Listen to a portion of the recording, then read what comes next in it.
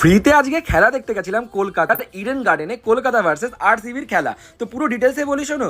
গালে নাম লিখে KKR আর জার্সি পরে তো আমি ঢুকে গেছিলাম ইডেন গার্ডেনের ভেতরে।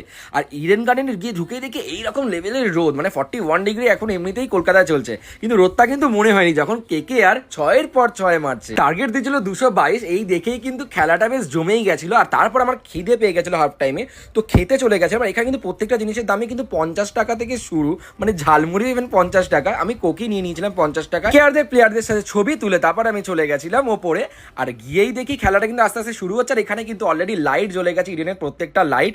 আর তারপর কিন্তু আরসিবিও 6-এর পর 6 মারা শুরু করে দিল। পুরো আমাকে এদিকে খ্যাপাচ্ছিল। আর তারপরে কিন্তু এখানে ইডেন গার্ডেনের লাইটগুলো কিন্তু যখন জ্বালায়, টর্চ লাইট মোবাইলে, দারুণ লাগে। আর আমি কিন্তু ব্যান্ডটা খুলে দিয়েছিলাম যখন হেরে যাচ্ছে বলে।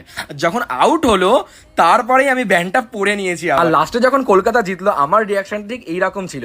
আমার এই মিনি ব্লগটা ভালো লাগলে লাইক করে দিও, কমেন্ট করে দিও, শেয়ার করে দিও, সাবস্ক্রাইব করে দিও। দেখা